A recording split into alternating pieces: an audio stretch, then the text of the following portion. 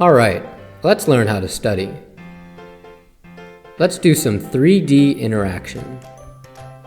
Left-click selects items and moves around the object or around the background space. Right-click resituates the axis to adjust our 3D approach. We can zoom in or out with the mouse wheel. If you select Interaction, you can manually disassemble the model. As you move larger items out of the way, you can then click on smaller parts. Or, to quickly break it down, just click Disassemble. To center an item, or hear an audio description, click or double-click in the Objects menu.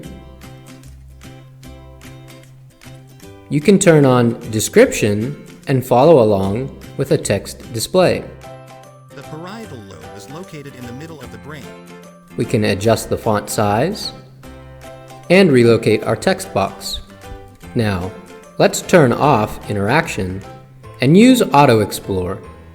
We can still rotate around the items, use annotations and descriptions. Down here, we can left-click and drag to locate a specific item. At any moment during demonstration, you can view the model assembled or disassembled. Real-time demonstration made easy.